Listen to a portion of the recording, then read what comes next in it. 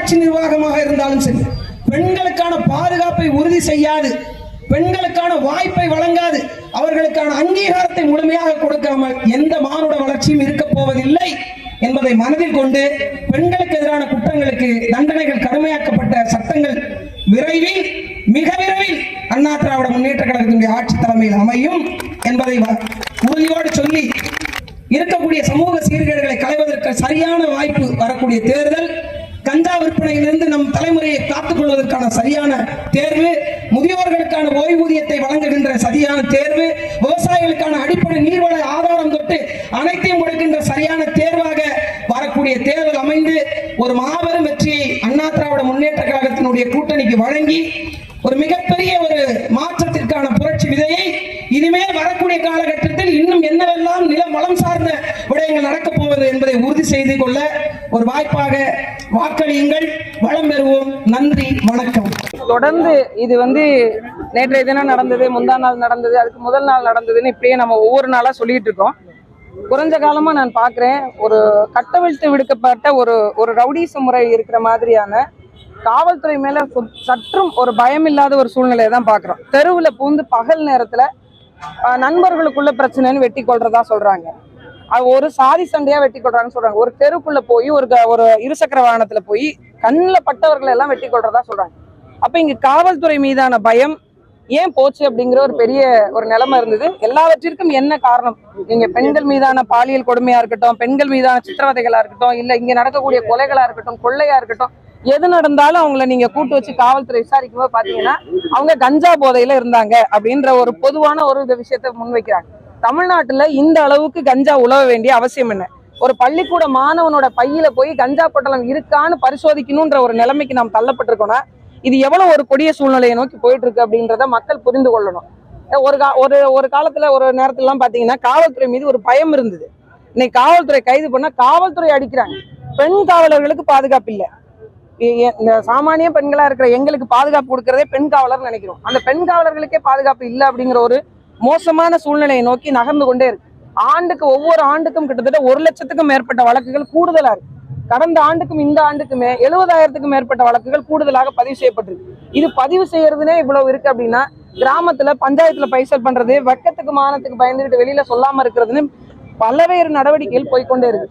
இது அரசு இரும்பு கரம் கொண்டு அடக்கி இருக்கணும். இந்த சட்டத்தை கடுமையானதாக மாத்தி இருக்கணும். இதுல பெண் மீது கை வைத்தாலோ அல்லது இந்த மாதிரி சமூக சீர்கேடுகள் நடந்தாலோ இந்த கஞ்சா பரவல், போதை பரவலை தடுப்பதற்காக இளைஞர்களுக்கு இந்த போதை வெறி எங்கிருந்து வருது அப்படிங்கிற கேள்வி நமக்கு எழும்புது. எங்க நீங்க தொட்டாலும் சரி. ஏன் நாகப்பட்டினத்துல நீங்க யோசிச்சு பாருங்க, ஒரு 4-5 ஆண்டுகளுக்கு முன்பு இந்த சூழ்நிலை இருந்துச்சா? எங்கேயாவது ஒரு மூலையில ஏதாவது ஒரு சம்பவம் நடந்ததா கேள்விப்பட்டிருக்கோம். ஆனா இன்னைக்கு ஒரு குறிப்பிட்ட இடங்களே சொல்றாங்க இங்க போனா கிடைக்கும் அப்படின்னு. ஒரு கல்லூரி மாணவன் ஒரு பையன் சொல்றான் அப்படின்னா இப்ப எந்த அளவுக்கு மலிந்து கிடக்குது அப்படிங்கிறத நம்ம பார்க்கணும். அது வன்மையான கண்டனத்துக்குரியது. இது ஆண்ட நிர்வாகம் இது கண்டிப்பாக ஒரு போர்க்கால அடிப்படையில மிகச்சிறந்த கவனத்துக்கு எடுத்து தன்னுடைய தனிப்பட்ட பார்வையை எடுத்து முதலமைச்சர் அவர்கள் செய்திருக்கணும். அது செய்ய தவறியதுனாலதான் இது போன்ற கொலைகள், பெண்களுக்கு எதிரான குற்றங்கள் நடந்து கொண்டே இருக்கு. தேர்தல் நேரத்துல அதிமுகவில் இறங்கிருக்கீங்க, நீங்க போட்டியிடுறது இந்த வாய்ப்பு இருக்கா? நாகப்பட்டினத்துல போட்டியிடுவீங்களா? இல்ல, அது நம்ம முடிவு செய்ய முடியாதுங்க. அது தலைமை தான் முடிவு செய்யும். நான் தேர்தலில் போட்டி எடுக்கிறேன்னா அது எந்த தொகுதி எல்லாவற்றையும் தலைமை முடிவு செய்யும். தேர்தலை மட்டும் கருத்தில் கொண்டு இணையல. எனக்கு கொஞ்ச நாளா உடம்பு சரியில்லை, அதை நான் சரி பண்ணி கொண்டு அரசியலுக்கு வரணும்னு நினைச்சேன். இன்னொன்னு, கடலோர மக்களுக்கான ஒரு அரசியல் வாய்ப்பை, உறுதியை, அங்கீகாரத்தை பதிவு செய்யக்கூடிய அவர்கள் பிரச்சனையை பேசுகின்ற தளத்தில் நான் இருந்தேன். அதோடு மீண்டும் பரவலாக்கப்பட்டு சமவெளி மக்கள் இருக்கக்கூடிய விவசாய பெருங்குடி மக்கள், உரிமை மறுக்கப்பட்ட மக்களுடைய உரிமைகளையும் பேசுகின்ற ஒரு தளமாக நான் அண்ணா திராவிட முன்னேற்ற கழகத்தை பார்த்தேன். அதனால நான் இதுல காலியமான பேச்சு தான். நாம் தமிழ் இருக்கிறது திராவிட கட்சிகளை கடுமையா விமர்சனம் பண்ணிருக்கீங்க. குறிப்பா இலவசங்களை எடுத்து நிறைய பேசியிருக்கீங்க.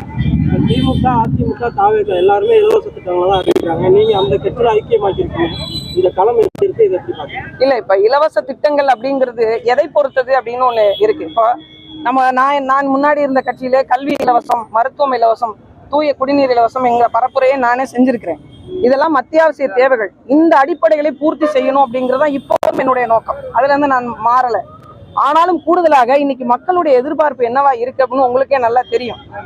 இன்னைக்கு இருக்கக்கூடிய பிரச்சனையை தீர்வு கண்டா போதுங்கிற மனநிலைக்கு மக்கள் மாற தொடங்கிட்டாங்க. அந்த கடுமையான விலைவாசி ஏற்றத்தினாலையும் வாழ முடியாத சூழ்நிலைக்கு அவங்களுடைய பொருளாதார நெருக்கடிகள் நகர்ந்து கொண்டே இருக்கிறதுனால நாங்களும் இப்ப என்ன சொல்ல வரோம், வரக்கூடிய ஆட்சி நிர்வாகத்தில் அண்ணா திராவிட முன்னேற்ற கழகம் என்ன அறிவிக்க போகுதுன்றதை நீங்க பாருங்க.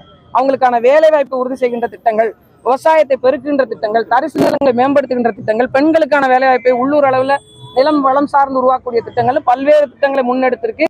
இது வந்து மரியாதைக்குரிய அம்மா அவர்கள் கொண்டு வந்த இந்த மகளிர் சுய உதவி குழுக்களை மீண்டும் மீட்டுருவாக்கம் செய்து அந்த பெண்களுக்கான ஒரு பொருளாதார வாய்ப்பை செய்வதற்கான அனைத்து ஏற்பாடுகளையும் அவங்க வைத்துக் கொண்டிருக்கிறாங்க. இந்த தேர்தல் அறிக்கையில அது தெளிவாக வெளிப்படும். அதிமுகவும் திராவிட இயக்கம் தான். திராவிட இயக்கம் வந்து கடுமையா குற்றச்சாட்டு பண்ணீங்க, திராவிடர்கள் வந்து தமிழர்கள் கிடையாதுன்னு சொல்றீங்க, பேசிட்டு இருக்கீங்க. இப்போ வந்து அதிமுகவும் திராவிட இயக்கமா ஏற்றுக்கிட்டு நீங்க செத்துருக்கீங்களா? இல்ல, ஒரு விஷயத்த நீங்க புரிஞ்சுக்கணும். நான் வந்து திராவிட முன்னேற்ற கழகத்தை தலைமை ஏற்காமல் போனதற்கான காரணமும் சரி, அண்ணா திராவிட முன்னேற்ற கழகத்தை ஏற்றுக்கொண்டதுக்கான காரணமும் தமிழ்நாட்டை ஒரு தமிழன் ஆள வேண்டும் என்பதற்கான ஒரு உறுதியான நோக்கில் நாங்கள் ஏற்கனவே இருந்ததிலையும் செயல்பட்டு இருந்திருக்கோம். இந்த முறையும் ஒரு புரட்சி தமிழனாக இருக்கக்கூடிய இந்த பத்தி, இந்த மண்ணை பத்தி, இந்த மக்களை பத்தி மிகவும் தெரிந்து அறிந்திருக்கக்கூடிய ஒரு சாமானிய குடும்பத்திலேருந்து வந்து இன்னைக்கு ஜனநாயக கடமையினுடைய அடித்தளமாக இருக்கக்கூடிய ஒரு தமிழருடைய அடிப்படையில் கீழே தலைமையில் கீழே இயங்குறதுல நான் இணைந்து அதுக்கான ஒப்புதலோடு தான் அதில் இணைஞ்சிருக்கேன். இந்தியா கூட்டணி வலுவா இருக்குது, அதனால தாவேகா உள்ளிட்ட கட்சிகள் வந்து என்டிஏ கூட்டணி வலதுசாரி அமைப்புகள் உள்ளவங்க சொல்றாங்க. நீங்க எப்படி பாத்தீங்க? இல்ல, எந்த கூட்டணி வலுவா இருக்கு? இப்போ கூட்டணி வலுவை மட்டும் வைத்து வெற்றி தோல்வியை தீர்மானம் செய்துவிட முடியாது. சரிங்களா? நீங்க ஒரு பிரதான கட்சிகள், நாட்டை ஆண்ட கட்சிகளும் கூட்டணியில இருப்பாங்க. எதுவுமே இல்லாம ஒரு சீட்டு 2 சீட்டு வாங்கக்கூடிய சின்ன சின்ன கட்சிகளும் இருப்பாங்க. இந்த கூட்டணி பலம் மட்டுமே போதும் வெற்றி தோல்விக்கு அப்படின்னா அப்புறம் மக்கள் நலன் சார்ந்து நீங்க எதையுமே அறிவிக்க தேவையில்லையே. ஏன் திட்டங்கள்லாம் அறிவிச்சு கொண்டு வராங்க? மக்களை வந்து இது போனா சரியா இருக்கும், மக்கள் என் பார்வைக்கு திரும்பணும்னு நினைக்க வேண்டிய அவசியம் என்ன? மக்கள் தீர்மானிக்கணும், மக்கள் முடிவெடுக்கணும். கடந்த 5 ஆண்டு காலத்தில் நான் என்னென்ன தவறுகள் இந்த ஆட்சி நிர்வாகம் செஞ்சிருக்கு, என்ன சொன்னாங்க, என்ன செய்யல. இப்போ ஒண்ணும் இல்ல, திராவிட முன்னேற்ற கழகம் சென்ற ஆட்சி இதுல வந்து வரைவறிக்கையில பழங்குடியின மக்கள் பட்டியலை சேர்ப்போன்னு மீனவ மக்களை சொல்லியிருந்தாங்க. அதற்கான 1% நடவடிக்கை கூட எடுக்கல. நானே இங்க இருந்த அதற்கான ஆய்வு குறிப்புகளை பரதவர் அப்படிங்கிற ஒரு ஆய்வு கட்டுரைகளை கொண்டு போய் தமிழக அரசுகிட்டே போய் கொடுத்துட்டும் வந்தோம். அவங்க சாட்சி கேட்டாங்க, அந்த சாட்சியும் கொடுத்துட்டு வந்தோம். அப்ப அவர்கள் சொன்ன விடயத்தை எதுவுமே செய்யல அப்படிங்கிற பார்வைதான் மக்களிடத்துல இருக்கும். அப்ப மக்கள் தீர்மானிப்பாங்க. எத்தனை கூட்டணி கட்சிகள் இருந்தாலும் அந்த கூட்டணி தலைமை சொல்றதை அந்த மக்கள் கேட்பாங்க. ஏன்னா இன்னைக்கு தமிழக அரசியல்ல நிறைய சமூகம் சார்ந்த அரசியல் தலைவர்கள் உருவாகி அவங்களுக்கான நாதமாக நாங்க நிக்கிறோன்றாங்க. ஆனா அடிப்படையில் இருக்கிற மக்கள் தான் பிரச்சனையை அனுபவிக்கிறாங்க.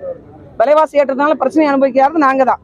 எங்களுக்கு வேலை வாய்ப்பு இல்லாம கஷ்டப்படுறது யாரு? நாங்க தான். அப்ப நாங்கள் முடிவு செய்வோம் எது சரியானதா இருக்கணும். அப்படி நாங்கள் மக்களை நம்பி நிக்கிறோம், மக்கள் பக்கம் நிக்கணும்னு நினைக்கிறோம். அதனால மக்கள் யாரை தேர்வு செய்வாங்கன்னு உறுதியா நம்புறோம். அதிமுக தலைவர்கள் வந்து விஜய் கட்சி கூட்டணிக்கு வரும்னு எதிர்பார்க்கிறாங்க.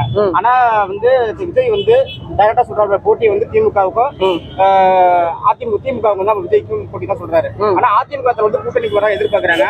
ஆனா அதிமுக ஒரு சட்டையே பண்ணலையா அவர் விஜய்? அதை பத்தி ஒண்ணு என்ன இங்க சொல்ல முடியுது அப்படின்னா, இது வரைக்கும் இருந்த தேர்தல் அரசியல் களம் வந்து இப்போதைக்கு இல்லை. உங்களுக்கு நல்லா தெரியும், இந்த மாதிரியான ஒரு சூழலை இதுவரைக்கும் தமிழக அரசியல்ல எதிர்கொண்டது இல்ல. இந்த சூழலை வரக்கூடிய காலகட்டத்துல யார் யாரோட வேணுமாலும் சேரலாம். இத்தனை வருஷம் கூட்டணியில் இருந்த காங்கிரஸ் கட்சி என்ன பண்ணுச்சு கொஞ்ச நாளைக்கு முன்னாடி? உங்களுக்கு தெரியாது என்ன இருக்கு? நான் இவங்களோட போனாலும் போவேன், உங்களோட வந்தாலும் வருவேன் அப்படிங்கிற ஒரு வந்தது இல்லைங்களா? என்ன கருத்தியெல்லாம் சண்டை போட்டாங்களா? இல்ல எங்களுக்கான மக்களுக்கான அதிகாரத்தை உறுதி செய்வதற்கான வாய்ப்பை கொடுங்கன்னு பேசினாங்களா? இல்ல.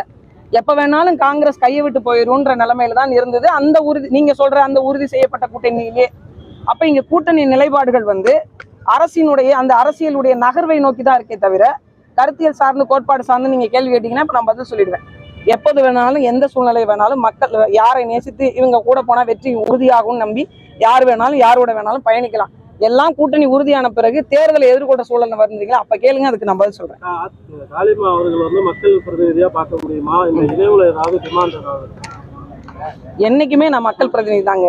நான் வந்து வெற்றி பெற்று சட்டமன்றத்துக்கு போனாலும் போகலனாலும் நிறைய பேர் நினைச்சிட்டு இருக்கிறாங்க நான் வந்து ஒரு 2019 ஒரு கட்சியில போய் போட்டியிட்டதுனால அரசியலுக்கு வந்தேன் அப்படின்னு.